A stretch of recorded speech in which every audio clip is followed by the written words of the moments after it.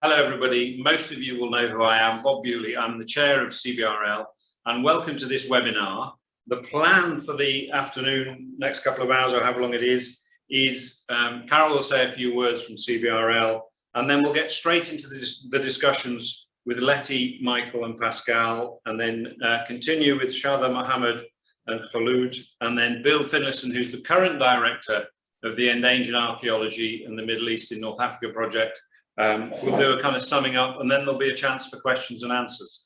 The only other thing I wanted to say was it's great to see that what started as an idea 4 years ago reaching fruition, which was the idea was we gave through the Endangered Archaeology project a series of papers at the British Association for Near Eastern Archaeologists conference in Durham, a set of papers. It was then suggested that these be published. They've now been published as a special edition of Levant, and the webinar is as a result of that. So that's wonderful to see something through to from start to finish. But Carol, do you want to carry on and say a few words, and then we'll hand over to the presenters? Yes, just my name's Carol Palmer, not Yasmin, as it says.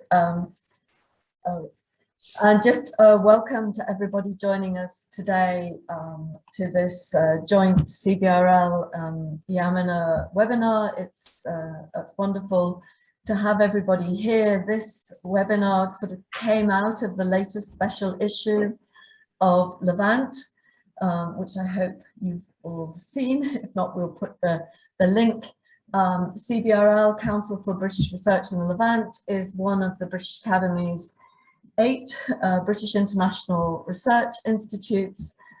We work in the Levant region, the countries of Jordan, Israel, Palestine, Syria, Lebanon, and Cyprus. We have 2 institutes in the region, one in East Jerusalem and the other in Amman, where I am usually resident. I'm in London at the moment, but we also have our main office at the British Academy. We hope you enjoy today's webinar. The idea of bringing you all together is so that we can discuss and look at the impact of digital technologies on heritage. And also hear from people who've been using the EAMENA methodology from this fantastic project. And I think I'll leave it for now and hand over to Bob if he could introduce our next speakers. Thank you. Thank you, Carol. The reason I keep moving is that this is the only camera in the room that we're in the Institute of Archaeology, and thank you to Rachel Sparks, one of our trustees, for hosting us here. Now, what I don't know is who's going to speak first of Letty. Oh, it is Letty, because I thought it was. So Letty, over to you. The floor is yours. Thank you. I hope you can all see my screen. As has already been said, this event is to celebrate the publication of the most recent issue of Levant, which focused on the contribution to digital mapping, heritage management, and research made by the Endangered Archaeology in the Middle East and North Africa, or Iomina projects. My name is Letty ten Hakel, and I will be presenting this on behalf of myself, Pascal Floor, and Michael Fradley, together with whom I was a guest editor on the special issue. Before I continue, I think I also have to express thanks to Caroline Middleton, who is the Levant editor, and also to Alistair Meyer, the production editor of Taylor and Francis, who've also done great work on getting this issue out, and without whom it would not have materialized. So I will keep it very brief. I will just say a few words on what is the Amina Project, for those of you who might not be familiar with it, although I think many people in the audience are. And a few words on why this special issue, before then handing over to 2 sets of speakers from the Levant to provide their perspectives on the present and future of digital archaeology in the Levant. They will include Shata Mubaideen, representing Jordan, on behalf of herself, Dana Salameen and Rudaina Al-Momani, and also Mohammed Al-Jaradat, representing the State of Palestine. We'd hoped also to welcome some speakers from Lebanon, but unfortunately they can't be here today. So Sorry, next slide. What is the Amina Project? For those of you who don't know, it was set up in 2015 as a collaboration between the UK universities of Oxford, Leicester and Durham. Since 2019, there is also a sister project jointly run by the universities of Southampton and Ulster, which is the Maritime Endangered Archaeology Project, and which looks specifically at coastal heritage and archaeology. The Iomina Project as well as the Maria Project are both funded by the Arcadia Fund, which is a charitable fund of Lisbeth Rousing and Peter Baldwin. And since 2016, the Iomina Project has also received additional funding from the Cultural Protection Fund of the British Council, specifically with an eye to knowledge sharing and training. The project was very much set up in response to conflicts and other threats to heritage in the Middle East and North Africa. And what we do really, we also always describe it as a voyage of discovery, research and digital documentation and condition assessment of archaeological and heritage sites in the entire MENA region, so 20 countries, all the way from Iran to Mauritania. So the scope is huge, but today we zoom in specifically on the Levant. So what do we do exactly? We document archaeological sites, mainly using remote sensing, but also on the ground methodology. So satellite imagery and aerial photography are a central part, but combined with ground surveys and other published material. We assess threats and disturbances to these sites, and we conduct archaeological research. These three things were really the main focus in 2015, when it was still very much a UK undertaking, and was all focusing on this central database that we created and have set up. But since 2016, with the help of the Cultural Protection Fund funding, the emphasis has shifted more as well to training, knowledge sharing and facilitating through training workshop and collaboration with local partners. And more recently also to the development of national implementation of the Amina Arches database to assist in the cultural heritage management in different countries. Now I mentioned the Arches Iomina database. This is essentially the database software platform that the Iomina database is based on. Now, and also the database system in which was a central part of the training that the Amina Project conducted. And today is particularly exciting because the speakers, to which I will hand over shortly, are ex-trainees of the Amina training programs who work in countries that, as a result of the training, are in the process of adopting their own versions of the Arches Amina database for natural heritage management purposes, and who are therefore excellently placed to reflect more broadly on their country-specific experiences and challenges of working with Amina and with digital mapping more general. So here you can see a snapshot from the central database, the central UK database as of last week. You can see that coverage of archaeological and heritage sites is growing, but by no means complete. But at some time between 2015 and now, there came a point where the data was plentiful enough to shift our focus from pure documentation to also include research.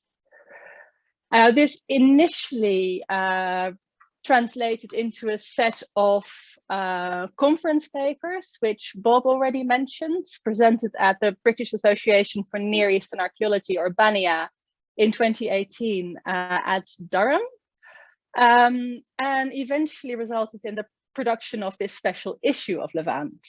Some of the papers were presented at the BANEA 2018 conference. Some of them were heavily developed from presentations presented there. And there were also new contributions, such as the work by Shatta Mubaideen and others that we will hear about shortly. Now, most of them are available through this link, open access, but you can also just search for Levant Amina special issue and you'll find it as well.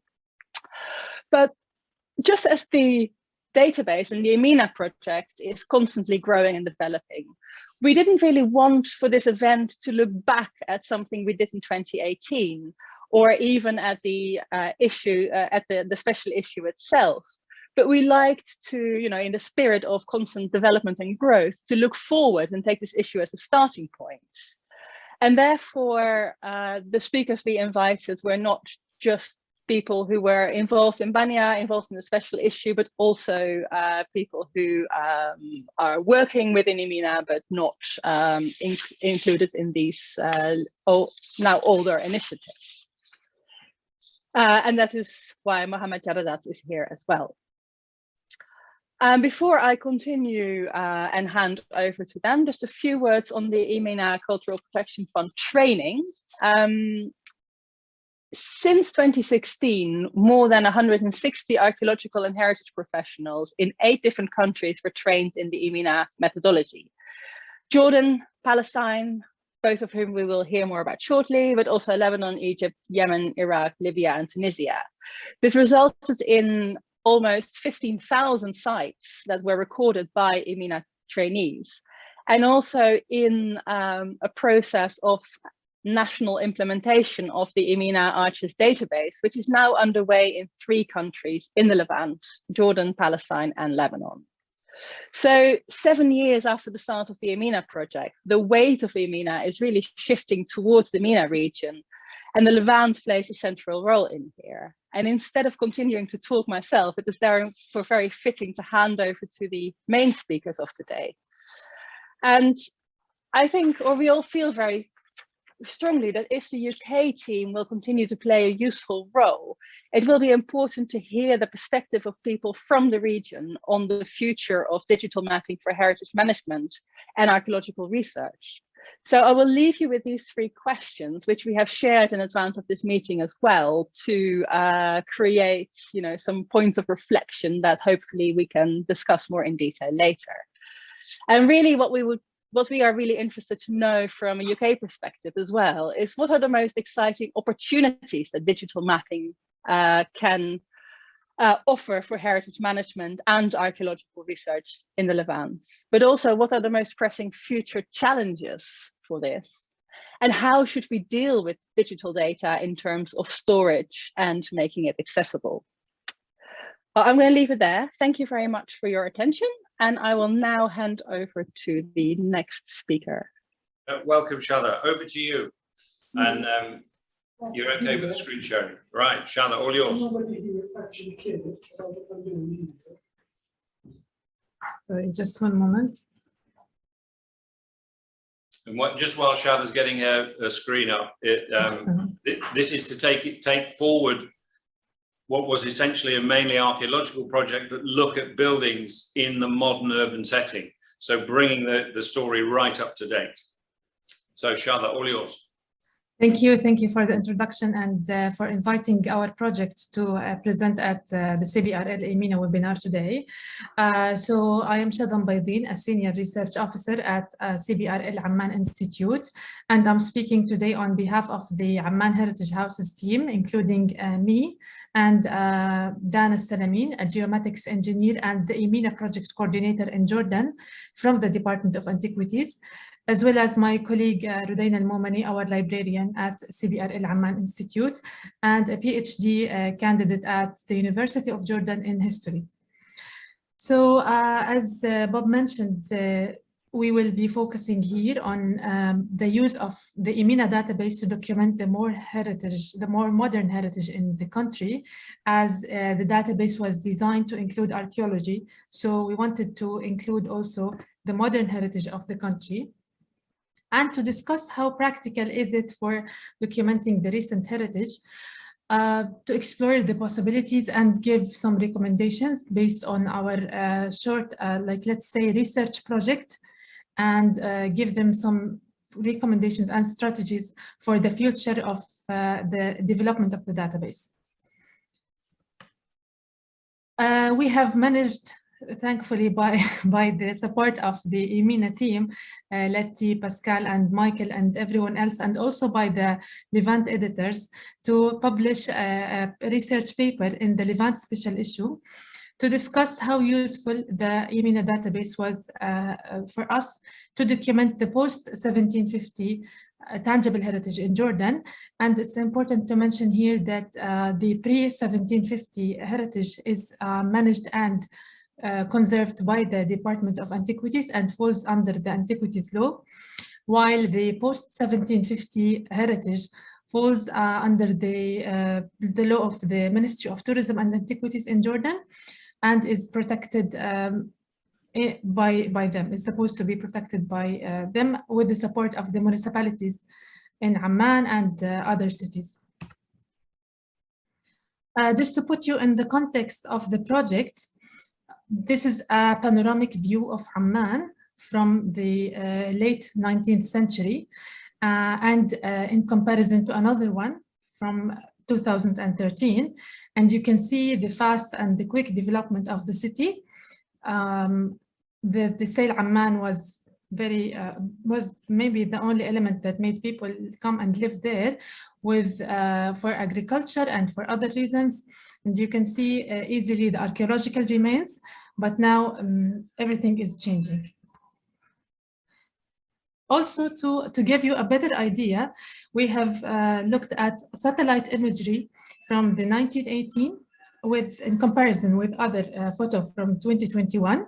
And you can see that the city's topography has shaped the growth of the city as people started to climb up the mountains and go from around the downtown and the Sail Amman to the 7 hills around that area. The photo to the right shows you in a very general photo of Amman. You can see also the layers, and you can trace the layers through the materials.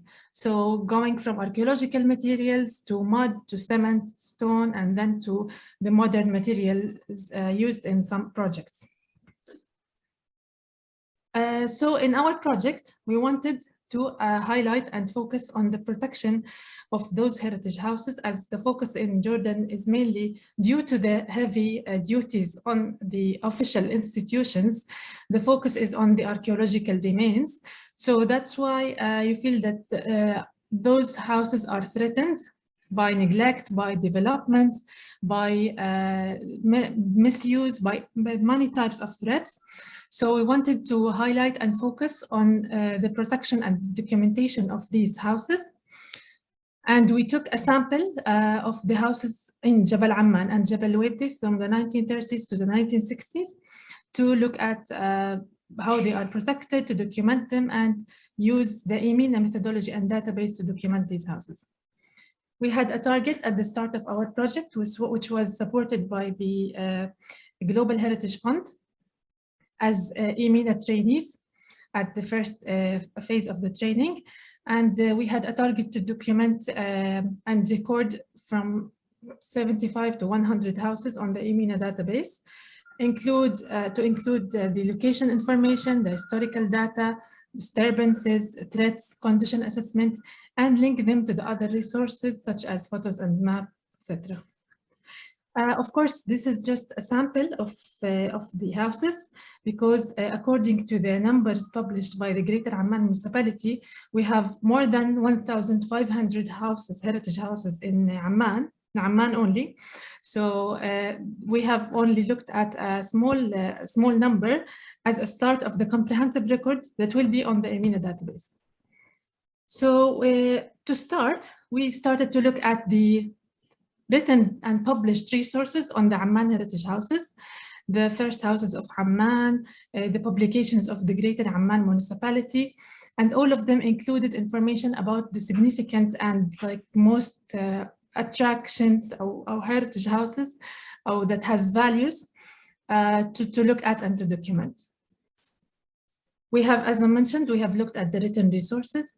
Of course, looking at the satellite imagery only, the EAMENA database has the satellite imagery as a start of the recording, but for us, we had to support it with on-the-ground visits in a more sense than archaeological sites, because sometimes they only appear as rectangulars or squares on the satellite imagery. So we had to go and walk around Jabal Amman and Jabal Waddi, meet the people there, talk to the associations around that area to get a better sense of where are we and the stories of these places.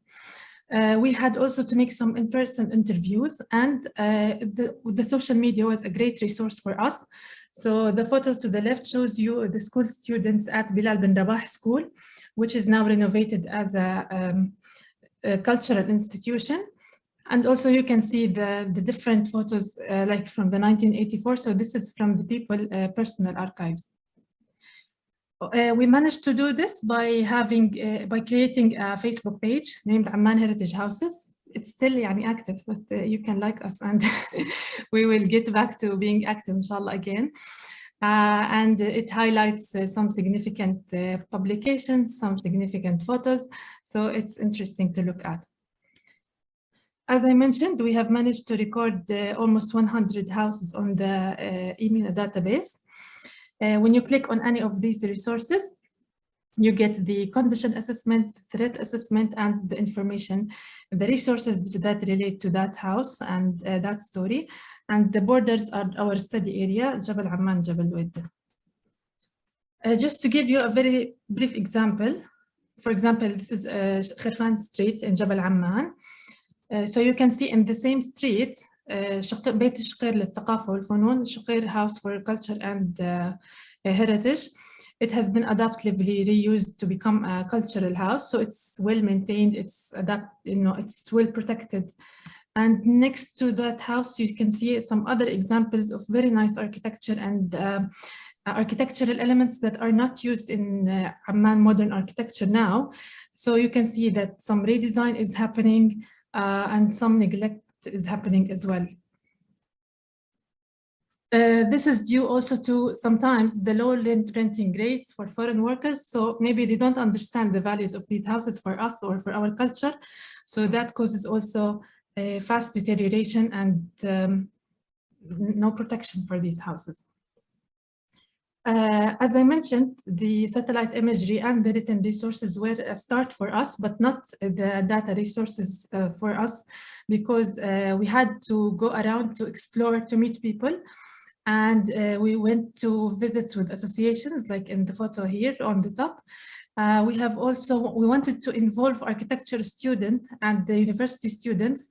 So we went to field visits with them, and we also asked them to start to draft for us some sketches and plans for some of the houses, just to let them know and understand how the spaces were redesigned, how the spaces were used in the past, and the design options that are not available now. So this is a very brief introduction about our project, and we will give you other resources if you want to know more information about the project in the future. But just to address the general issues that were addressed in the paper that relate to the EAMENA database.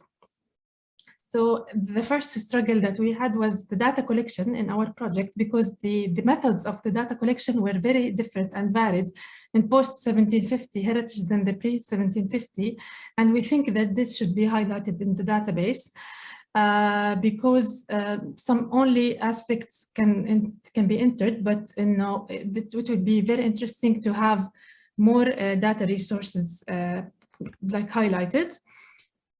The location information, for example, for a heritage house, you want to know what is the architectural typology. You want to know the number of floors, the surrounding open spaces. Those issues, if we were able to enter them in the database, it would be very important for the architectural value assessment of the house.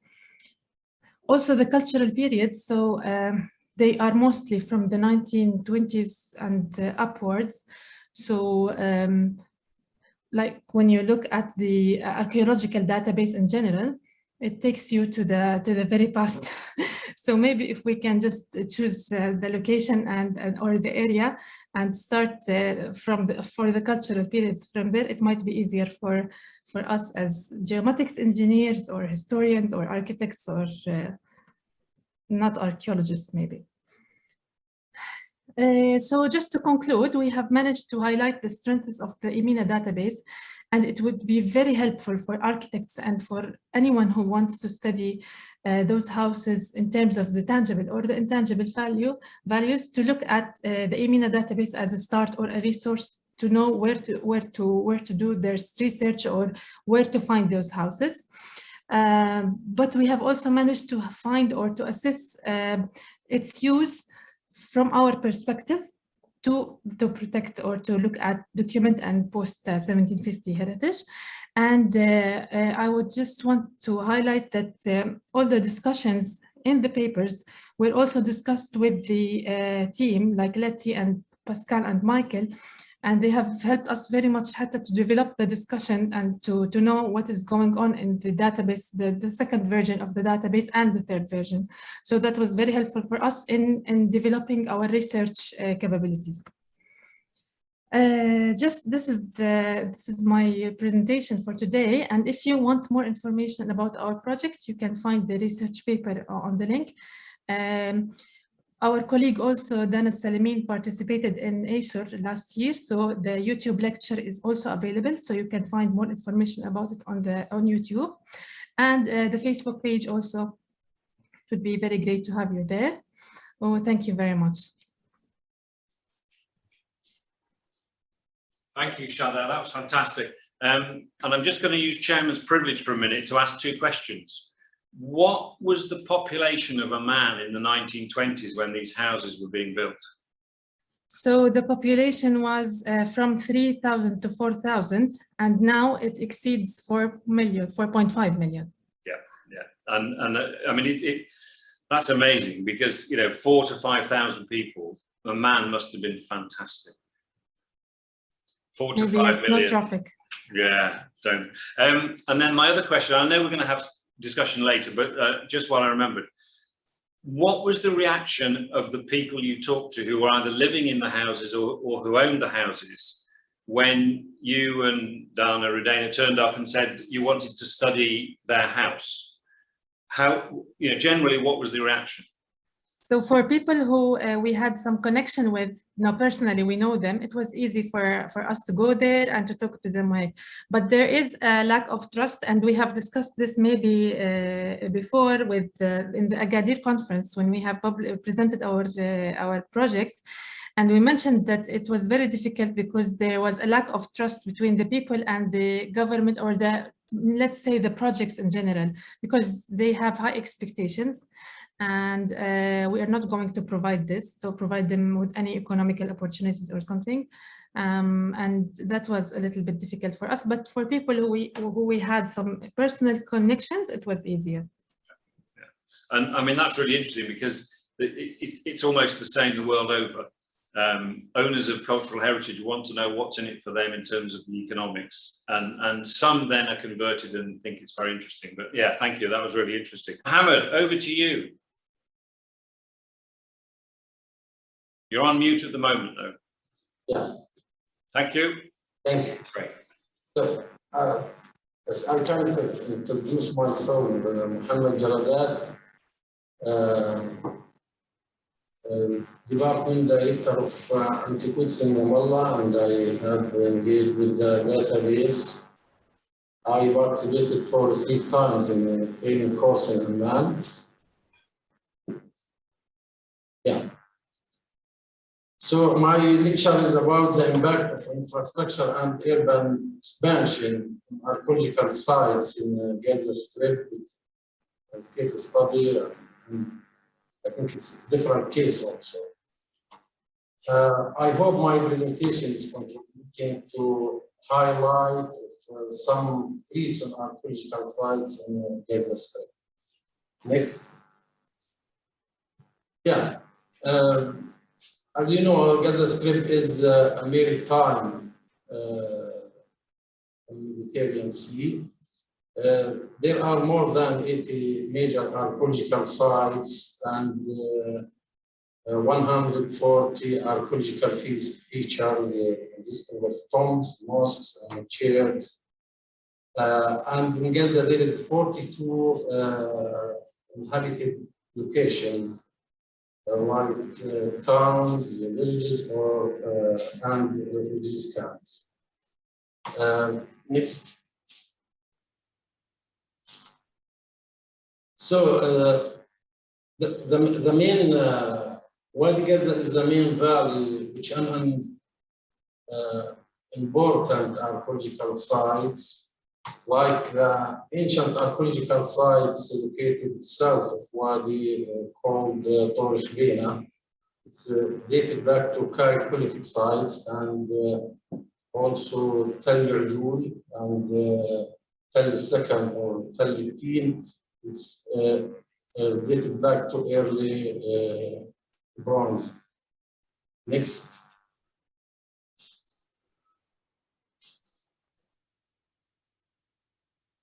Yes, so we can note the same threats in West Bank also, but why Gaza? Yeah, when I say Gaza's different ways, it means a great change occurred in Gaza in 1948. There are migration due to the war in 1948. Gaza is a small area in size, approximately 370 kilometers in squares. There is a huge increase in the number of population. There are more than 2 million people living in Gaza. The continuous growing of the population leads to infrastructure works and more urban expansion. Also, absence of an effective rule for institutions of antiquities and cultural heritage. The siege of the Gaza Strip since 2007 and the current political situation. A highlight on the reality of antiquities in the Gaza Strip. Cultural heritage in Gaza not a priority. Next. So, our data sources. The main sources is the survey and excavations were conducted in Gaza Strip, like survey of Eastern Palestine. Survey of Eastern Palestine is the first realistic survey, and survey of Palestine from 1927 to 1944. And there is the last archaeological survey, aerial photography maps, Google Earth, Amina database. Next. So, the main threats in Gaza is urban expansion, infrastructure, cultural, wars and conflicts, looting, also climate change. Next. So, if we look into the general view of Gaza, to the image maps, you can see from 1985 to 2002, we can see the change of the landscape. So more buildings, more infrastructure. Next.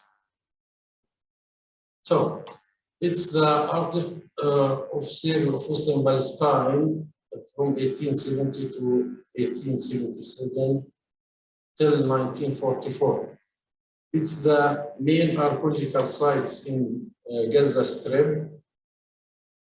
It's documented by the survey of Western Palestine. Next. So it's the outlet of Amina database. When we look to the map, the image map, we can see most of the archaeological site completely destroyed or partially destroyed. Next. Yeah. There is some examples. It's outlet of monitoring of aerial photography maps in 2022.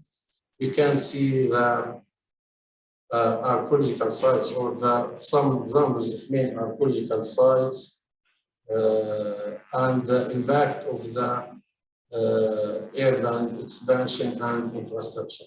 Next. So one of the strong examples is Tel Sakan. Tel Sakan is the main archaeological sites in early Bronze Age.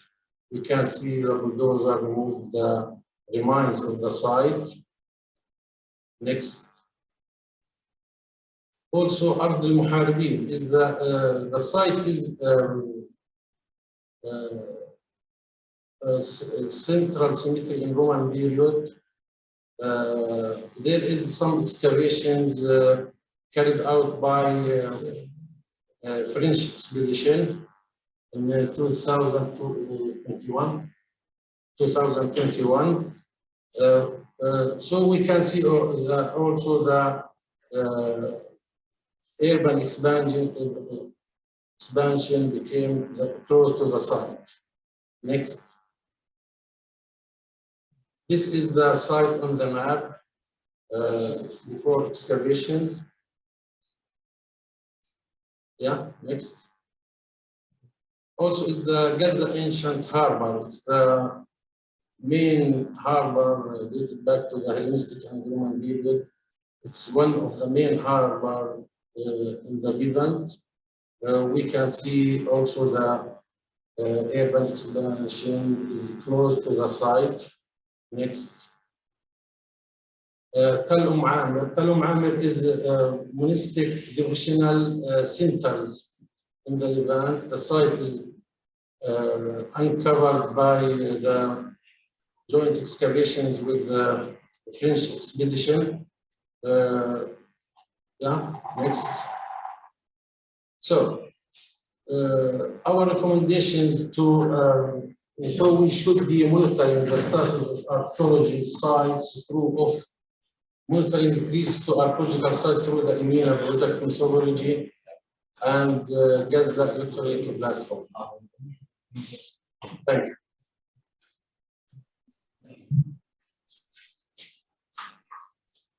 Thank you, Mohammed. And it strikes me that Gaza must be one of the most difficult places to work archaeologically anywhere in the world.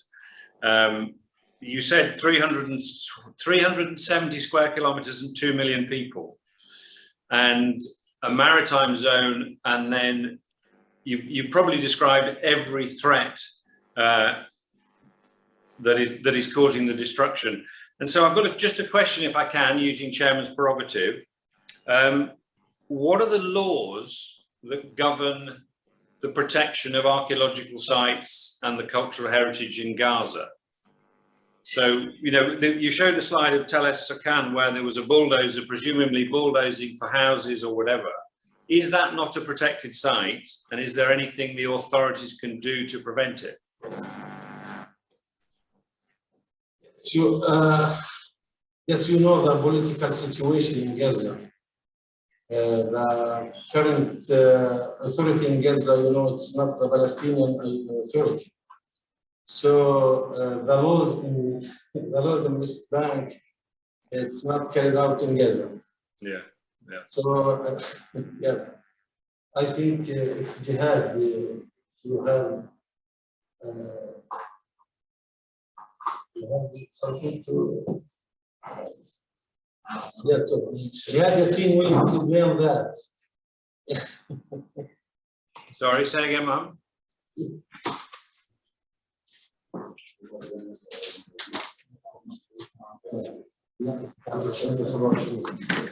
Hello, hi, how are you? Hello, hi, how are you? Hi for everybody. Yes, for Gaza, I think they still use the Egyptian law that was issued in 1927, something around this. And till now they didn't use the new law that we use in West Bank that we have it in 2018. But anyway, all the laws protect the archaeological site. The old law, the new law, they protect the archaeological site. The old law maybe cannot protect the historical building that dated maybe for the last 20 or 300 years. But the archaeological site remains protected either by the old law that is still used in Gaza, as well by the new law. The problem there is not the law, the population, the siege, the limited land to be used for the people who cannot go out to build their house, etc. So it is very difficult and critical issue there to protect the archaeological site. Either we didn't have a modern solution for the people to keep archaeological site and still go on with their building infrastructure. Thank you very much. Thank you. Well, now I think we should have been having a talk now about Lebanon, but unfortunately, our Lebanese colleagues didn't get permission from the right authorities. So if I'm right in terms of the timing, I now hand over to Bill Finlayson, who's the director of the Amina project, and then we'll open it up for questions and comments. Is that right, Bill? Are you there? I'm here, and I think that's right, and Letty Jolly hasn't told us no yet. So this is a bit like the Eurovision Song Contest, although I mean Je suis frontière. Anyway, over to you, Bill. Well, I haven't watched that for a long time, Bob. Well, thank you very much, everybody, for those presentations. That very, very interesting. And I think I should emphasize again one of the things that Letty mentioned. This isn't a retrospective of that Banya session in 2018. Things have moved on. The papers in the special issue have moved on. And of course, the work both in Jordan and Palestine is new from 2018. So we're very much part of this theme of today, of looking at future directions. And that is really what I want to focus on. Although I should mention a couple of things. One is that we're not alone in looking at digital archaeology. I mean, there was at the same time as some of this work was going on, the Newton-funded Mahdi project was happening with our engagement and CBRL's engagement, but led by Fadi Malawi from, at that point, with his Hashemite University hat on, and the University College London. So we're not alone, and I think digital information is increasingly becoming part of our everyday lives. The other thing I should say is that it does move on. And Bob kindly mentioned that I've taken over as director, but that's not the only staff changes we've seen. Things seem to be in constant movement. Pascal Flor, who was part of the editorial teams now at Kiel University in Germany, and Letty has recently been appointed to a post at Leiden University. So everybody's moving, and we're always in a state of flux, which I think is quite important when we talk about the sustainability of these data sources, because it does mean that you're not relying on individuals' memory and so on. We have to have the institutional development to cover this. And the project does continue, looking very much in the future towards how to make things sustainable. We've heard quite a lot of what's been going on with the localization of databases in each of the countries of the Levant. And that's a big drive for us, partly because having a local database is one of the best ways we can see of them being sustainable when they're looked after by the government agencies responsible rather than a university project. But it's also important to us in terms of data sovereignty, which was one of the issues that the Mahdi project raised. Whose data is this? And we think it's important that the heritage agencies of the different countries are also owning their data, and it's not all sitting on some server in Oxford or on the commercial cloud. But that's something we can maybe talk about. We do think cloud storage is vital for all of these databases where possible. It can be useful to have a local server, but if the databases can all be kept on the cloud, it does help guarantee that no real disaster happens to them as a backup. Unfortunately, there's increasing government initiatives in the different countries to have national cloud resources, which I think is a very helpful way forward. The other thing we're trying to do at the moment to build up on the independence and sustainability of these databases is to do a lot of IT training, looking at the management of the databases rather than the archaeological input to them. And that's become quite a big focus for us. And we're very pleased to know that at the moment, the Cultural Protection Fund is continuing with another 3-year round of funding. So we're in the process of putting together a package for that, which includes a large component for continuing to work with these national databases and each of the government agencies in the 3 countries concerned, and hopefully adding some more as well into the group. And that group is quite an important thing.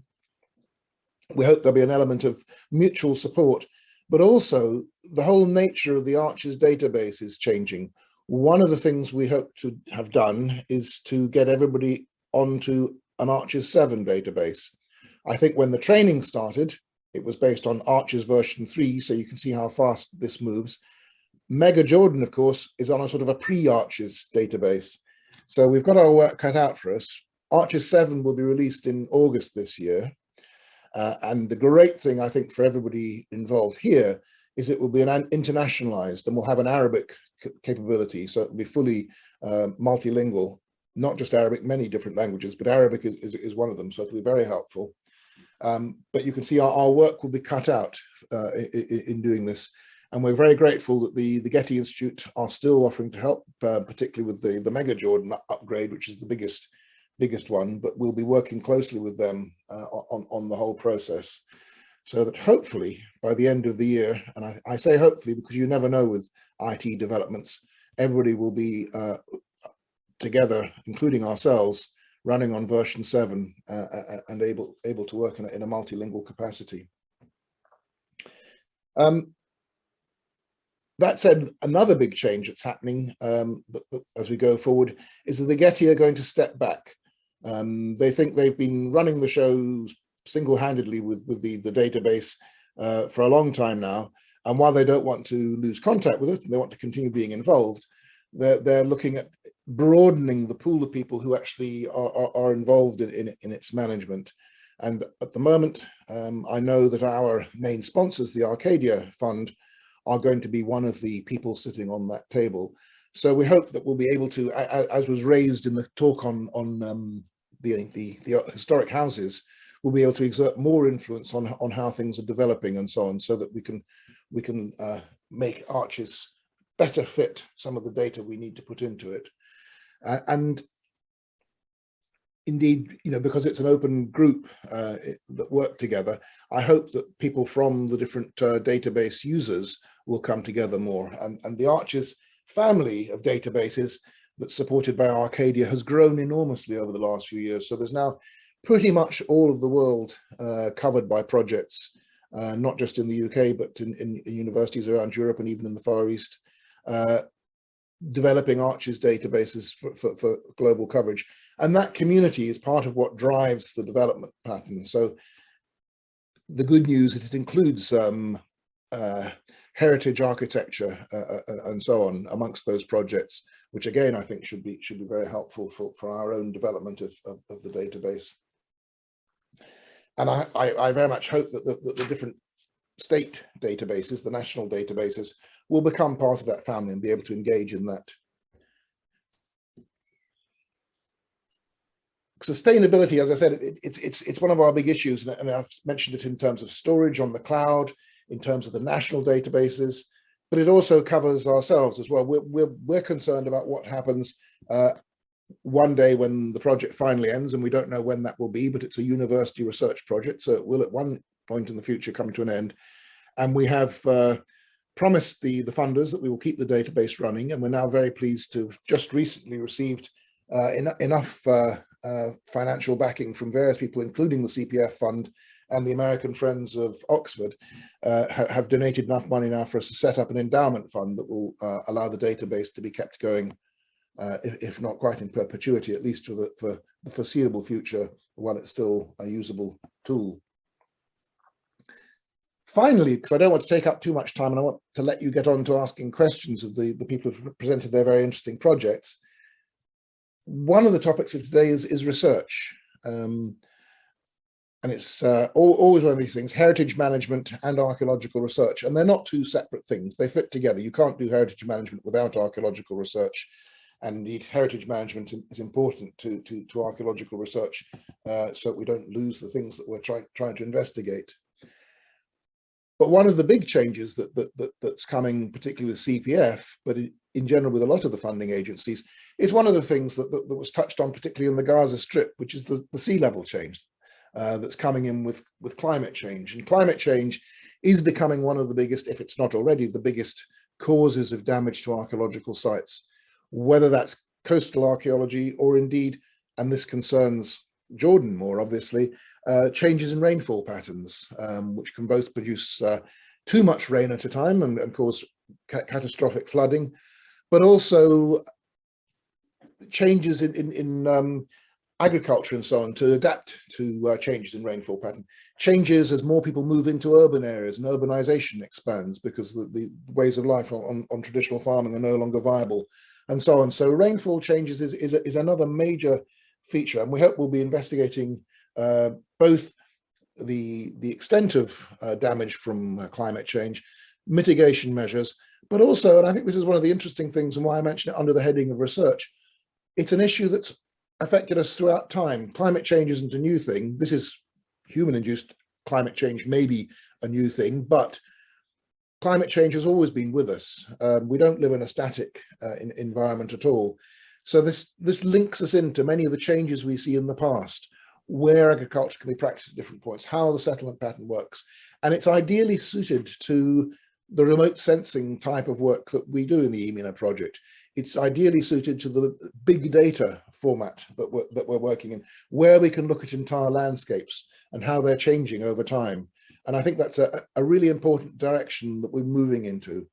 And I think that chronological dimension sometimes gets forgotten, is that we don't look at a static resource. It's changed enormously over time, and it continues to change, and society changes. So climate change also affects the intangible heritage, the traditional ways of life, particularly perhaps rural ones.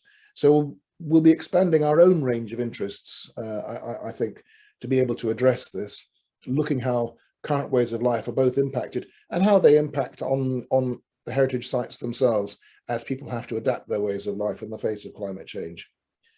So I've gone on long enough. So I think, Bob, you're going to chair the discussion session. I believe so. Yeah. I'll pass it back over to you. Thank you. And just to pick up on that last point, because I was making notes throughout the presentations, and thank you everybody for that. And it is a real shame that we couldn't get the contribution from Lebanon. But in terms of the Amina project and also these digital data repositories, there are now, as Letty said, and showed the distribution of the records that are in the Amina database, but there's also the Maria database. It would be interesting to hear what people have got in comments they've got on how those data being plural, can be used for archaeological research purposes. Because looking at the change Bill was talking about, it's happened over tens of thousands of years. And yes, we now are going to be living in an environment that's either going to be too hot or too cold, either too wet or too dry, and certainly too windy at most things, all of which have an impact on the cultural heritage. But the question is, can there be research projects developed by universities based on the Amina database? I'd always hoped there would be, just as we did when we were doing the national mapping program for England, which did eventually end up with the Englade project, which Letty was involved with. I would hope that might be possible. It may take time because it requires PhDs, and there's Gonzalo Linares who's been working on Mauritania using satellite imagery, and so it would be good if there's anybody wants to comment on the research potential. We can come back to some of the other issues as well. Sorry about the noise outside. But anybody want to comment or add in terms of the potential for research for Iomina type projects? Because many of you work in universities. Or has anybody got any questions themselves from the floor? If I may. Yeah, go on. Thomas. From the database, so I'm Thomas Huet, database manager of the Amina database here in Oxford. From the database side, we've got, I would say I'm coming from an archaeological background, so I'm really not the most relevant adequate person to speak about the cultural heritage. But what I see in the Iomina database is a lot of spatial information with a typology of archaeological or cultural heritage remains. So it gives two dimensions of a social phenomenon. The place, so the where and the what. We also covered in Amina, we also covered the time dimension, the when. I think this is something maybe we can improve in terms of recording. And at least what will be the how the chain operatoire. Maybe it's not appropriate to speak here about that. So I would say, strictly from a database point of view, the database is a GeoWeb platform compliant with most of the open source and open science standard. The database can be connected from each of your computer with programming scripts, and these programming scripts can be written at some point by I guess PhD, or definitively yes, the database analysis from my point of view is linked to the quantitative archaeology. So it will need some IT skills to be able to collect data, to download data, or to read data directly, and to apply a routine of analysis to this data. Yeah, thank you, Thomas. That's really useful, because it means if somebody's got the research question and then has the skills to use that the Amina type data, then they can use it. It then just requires the right project to be set up to do it. That's great. Any questions? I've been hogging it because I've been the chair. Any questions from the floor? Speak now. We've got 3 people in the room here. Rachel, anything? No. But anybody? Yes, somebody has. Pascal. I can't see everybody because I'm not looking at the screen. So Pascal, you go ahead. But if anybody else wants to talk, just jump in. Yeah, I mean, if anyone has a question, please go first, because I was mainly, sorry, we also have some noise here outside. But I was mainly going to react to your question, Bob, and it's interesting to hear from Thomas the recent developments, because yes, I'm not in Amina anymore, so I'm not so up to date. So that's really good to hear. And I was going to say yes and no to your question, like, is the database, what is it exactly useful for research? Can it be used? I mean, I think in the special issue, we have several papers that show that it can be useful for research, and it has already been applied, even though, of course, it's still, well, work in progress, still data being added. At the same time, I think it can also, research often very specific, the things that you need. And for example, what's shown with the post-1750 research into architecture, there's some things that are just not in the database that could perhaps be added, but then you always have more things. Like if you look at rock art research is another example that you need very more specific fields to really do the research. But as a starting point, it can be very useful, I think, and also, yeah, several other papers in the issue show that also in itself. I was also wondering, like, perhaps it can also be the other way around, even if it's not directly useful for research, or as a starting point, looking at sites, what's out there. Perhaps it can also be then subsequently a repository for research after it's been finished, even if the database wasn't the starting point. The other way around, that might be another thing that I was just wondering about. But yeah, just to feed into your question, Bob. Yeah, thanks, Pascal. Yes, the idea that then that researchers could add to the database would be very good. I mean, I was partly thinking that when we were setting up the project, there were people interested, no names, Jenny, but people interested in the distribution of burials, distribution of settlements, distribution of sites. There's a huge potential there, both at undergraduate, MA, PhD level, and then could bring in, I mean, is there something within universities stopping people setting up those PhDs? Is it a lack of funds, or is it at the moment a lack of knowledge that this exists? And I don't know the answer. Any comments from the floor or questions? I've got 2 more questions for people later, but this is for the floor. Bill, you've got your hand up. Yes, I thought it's actually worth pointing out that it doesn't exist on its own. And of course, some of the data sets that have come into it have come in from past research projects. Some of the stuff from the Northern Levant, from the work, well, Jenny's familiar with it, but the work that Tony Wilkinson and so on did have been sources of data for the database.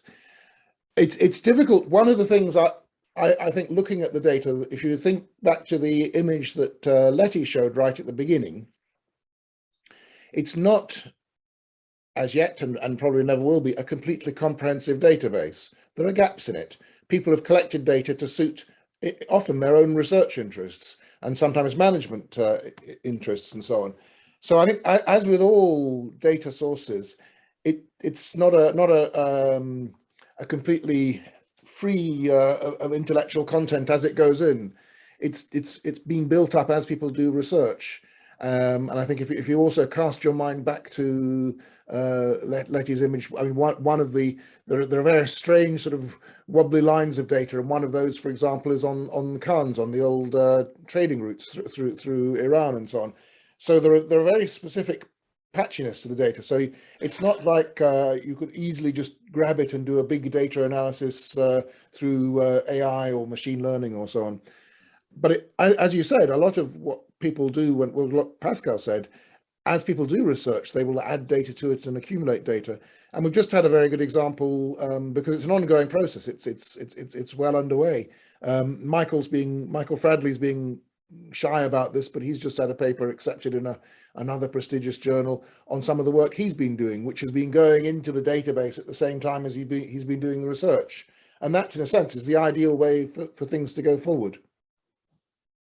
Thank you, Bill. And I spotted that Jenny's popped up in the US. So you're going to say something, Jenny? Yes, I was. I had a question actually, and thank you to everybody speaking today, because it's just been fascinating papers. I wanted to know a little bit more about the Amman houses actually, because absolutely fascinating, and I think really important for us as archaeologists, not only to recognise the ancient archaeology, but also the more modern heritage and archaeology of the regions that we're actually working in. So I just wanted to know a little bit more about what you see as the kind of future of that project. Are you planning further work in the area? Because it would be fascinating if you were, and I'd love to kind of keep up with what you're doing. So yes, Shaba and the team, if you could just say a little bit more about perhaps your future plans for the work in the region and what you see as the next steps. Thank you, Jenny, for the question. Who's going to answer that? I thought you were going to talk about prehistoric burials. Fantastic. Is Shada going to reply, or Dana? I will start, and maybe Dana and Rodina can support. Okay. So just the main idea is, as I mentioned, we have in our sample, let's say it's just a sample because we have covered only 10% of the heritage houses in Amman, and we have many other houses. So maybe just to expand the time span in Amman and look at the houses older and the newer also, and maybe to look at the architectural typologies. Like we have some houses and samples for Lebanese style houses, and some are from Palestinian, some Circassian. So we have many options. So maybe we can look at this in more details to know, like, because it relates to the development of the city itself. Thank you, Shada. Dana, yeah. You want to say something? Can I add something? Hello, everybody. Hello. We can extend our idea also not only in Amman, but also to other villages in north and south of Jordan. We have many ideas that we can apply our project on, like, for example, Qais village, or Dana, or even the village that my grandfather lived in the south of Jordan. So we can apply our idea in many villages in Jordan. So could you also expand it to my favorite city on the universe, Irbid? We will do that for sure, if you have enough fund for us. Okay, thank you. And good to see you, Jenny. But Bill, you raised the question, which is really important, which is that of course, the database is not comprehensive, because actually there's this myth that somehow an archaeological survey is comprehensive. It never is it? There's always something new at a different time and a different way of looking at it. But just staying on the Amman heritage, I've just got a question, which is, Shada, you mentioned that there was this 1750 cutoff. So is it the case that post 1750, anything that is seen to be later than 1750 in Jordan is not protected at the moment under Jordanian antiquities law? Is that correct? Yeah. Yes. That's what I thought you said. Yeah. That doesn't mean to say it's ignored, but it isn't protected by law. Right, thank you. Any other questions from the floor? Don't be shy. I can't see any hands up. Oh, you've got one, Rachel. Well, just to follow the thing, it's not protected by antiquities law, is it protected by any other laws? like are there some heritage laws or So shall I say something? Yeah, so Yes. in Jordan, we have the Ministry of Tourism and Antiquities Law, which is called the Urban and Architectural Heritage Protection Law for the year 2005. So it is supposed to be protecting the houses, or not houses, let's say buildings, post 1750s, but there has to be a heritage record of these houses.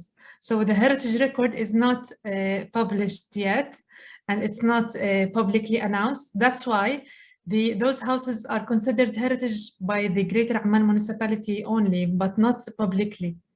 That's why they are not yet protected by law. But no, maybe people understand their value and significance.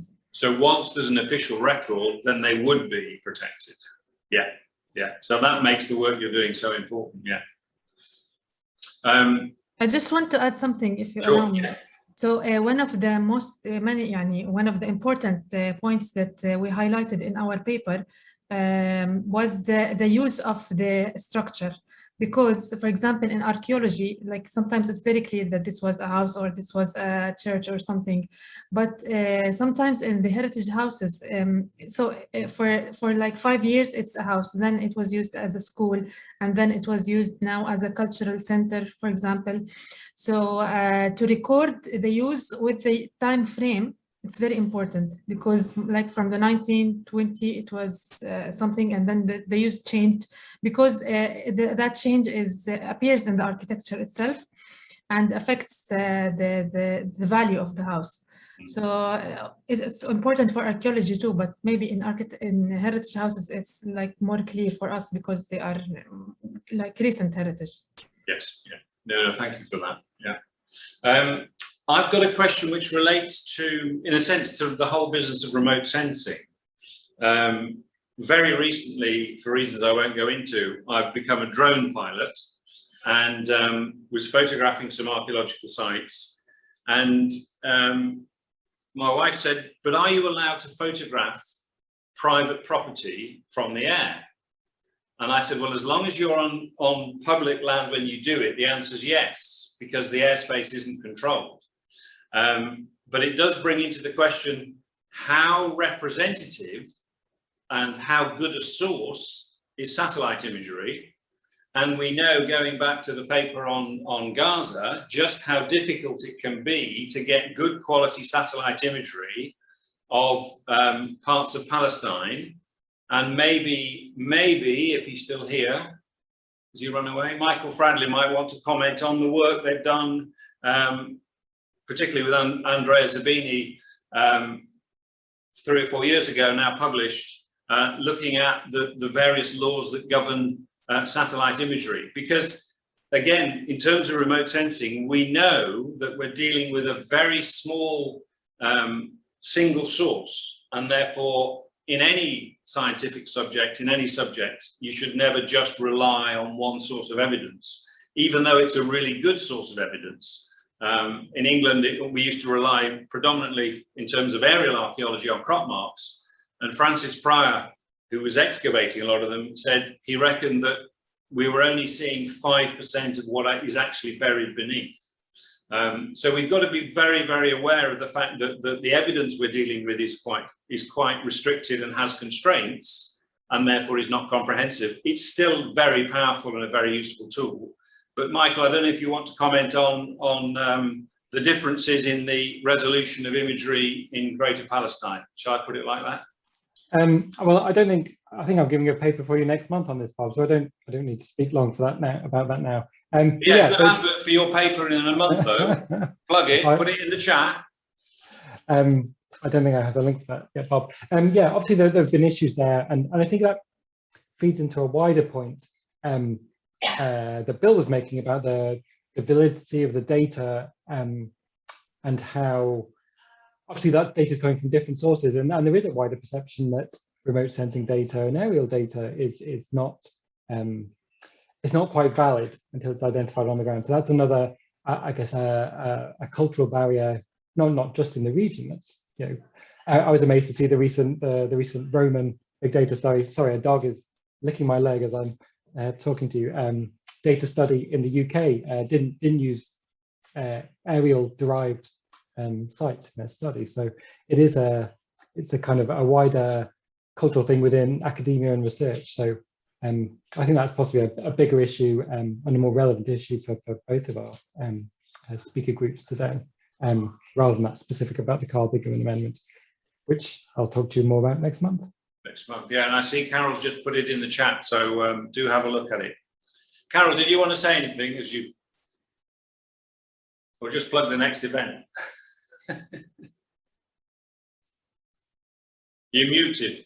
Yeah, as I've just appeared, yes, to both plug the next event, which is with Iomina again team and with the Palestine Exploration Fund, but also to thank everybody for their talks today and for everyone who's attended.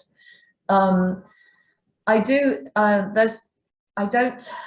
a sense of how do all these things link together? How do we ensure that all of these different digital capturing of data and interests, how do we keep a track of it all, and how do we monitor it? And how do we keep supporting it, funding wise and intellectually? Is my question. I'm not sure I can answer that. You go answer that question with great difficulty and a great use of social media. But Letty, you want to comment?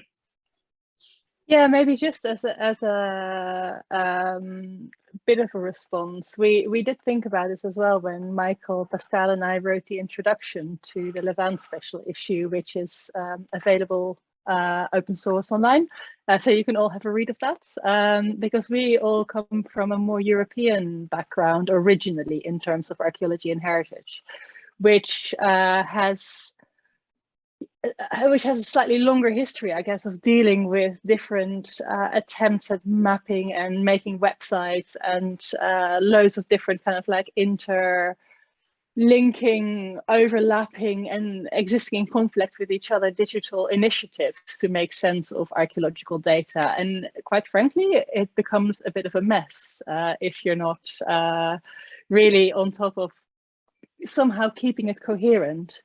And I think that will be a challenge for the various ArchIS-based database platforms in the future, which Bill already referred to as well, to keep that communication open and to keep talking about how they interact and how they overlap. Because, you know, how does the UK-based Amina database system relate to the one in Jordan, relate to the one in Palestine, relate to the one in Lebanon? And how can we make sure there is enough points of synergy between them, or enough communication at least between them, that we can effectively do heritage management, but also research? So it's a very big question on how that is best done. And I think I'm definitely not in a position to give an answer to that, but I'll be very interested to hear the perspectives as well from Palestine and from Jordan on this very large question. So maybe, I don't know if Shata, Dana, Rudaina, Mohammed or Jihad have something, you know, some thoughts on this that would be very interesting to hear. Any comments then from Jihad, Palestine, or on the subject of how you gain access or maintain the access to the data, both in your own country, but also then internationally? Because again, the cultural heritage in terms of if you think of prehistoric sites or sites from the classical period, they don't just end at current national borders. So your thoughts on that will be welcome.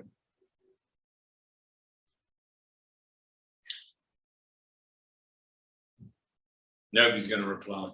Go on, Bill. Just while people are thinking about that, in case that people have got an answer they want to come in with, it is something we've started looking at. Arcadia are also sympathetic to it as a problem, and indeed the Getty are. One of the things, of course, is one of the reasons from having each national database is that there may be information in the database that people don't want to be public, whereas we're trying to be an open access database. It may be, for example, that land ownership or something, that is a confidential matter. and the various such things. And of course, in Lebanon, there's a preference not to have data public until it's been published officially. So there's a time lag that needs to be built in there. But the big question for us, of course, is that after all the databases are set up, do they start to drift apart from each other, or do we have a way where we can concatenate them? And that's one of the things that we're looking at in software terms, is there a way where we can mutually do a sort of data swap on a periodic basis, but making sure at the same time that we don't accidentally swap data that's meant to be kept confidential in one of the national databases into the open access Iomina database. So it's one of the challenges that we're looking at in the sustainability group. We're also looking at, you know, this issue of long-term sustainability. And now that there are so many Arcadia-sponsored Arches databases, they are, I think, perhaps a little bit later than it might have been sensible to, thinking in terms of, should we keep these all consolidated, not as a single database, but have a single archive being set up, rather than having 20 different archives being set up with databases that are all trying to find ways of maintaining themselves. So there's a lot of issues that we have to look at. There are tools being developed now, and well, you know, Bob, because we're trying to move the APAMI database from Flickr onto the Archdams database, which was at Oxford for the Manar al-Athar program, which you're all familiar with, and trying to make sure that the data in each one of these is open to each other. So when you look up an archive record in Iomina, it'll tell you. It may not actually show you, but it'll probably at least tell you there's an APAMI photograph of this and there's a Manar al-Athar photograph, so that, you know, there are software solutions to some of these problems, but they do require quite a bit of work. But I think it's worth also saying, I'm glad you mentioned the Getty, because they have this strategic plan called the Ancient World Now, and they've been responsible for, to their credit, the creation of a lot of the databases. So actually, if saying they want to take a step back from the development, that's fine. But if they were willing to invest in the access to those databases so that it was properly linked data, so you could do region-wide searches on a number of, as Tom mentioned, not every record, but just a few of them. I've just got a message on the screen that says, "You are the host now." I don't know what that means. Tom, you got your hand up? Yes, thanks. I'll make it short. Just to give you some information for the issue about the heritage house. So as far as I understand, because they are satellite views, everything is the shape of the house are squares or polygons. Think properly from a geometric point and expression. But in the actual version of Arches we use for Amina, Arches 5.2, and the forthcoming one, Arches 7, there's this IIIF framework. So you can have a photograph of your building on a photograph of the building. The photograph become a base map in a GIS, so you can tag parts of your photograph with regions and say, for example, this is a balcony, this is a ancient entrance, and so on. And this is embedded into Amina. About the periods, yes, you probably wants, for modern periods, probably wants to have a thinner granulometry, a thinner granulometry. This is entirely possible.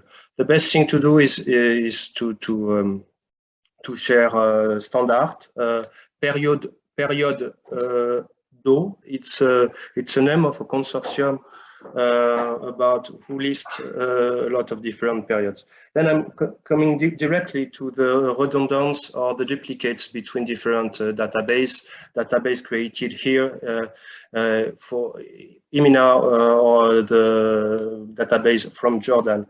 As far as I understand, the Arches use UUID. UUID is a unique identifier, universal unique identifier. I'll post it in the chat. theoretically, this number is so large that it's impossible there's a duplicate. So that is to say that your resource with the UUID is unique. And how to find it? This is directly to the linked open data, and Arches is compliant with that. Of course, it's a big deal to manage, but at some point, our different database will have to share what is called a SparkQL endpoint. It's a point of entrance to query on the database, and this is also in the database, but maybe hard.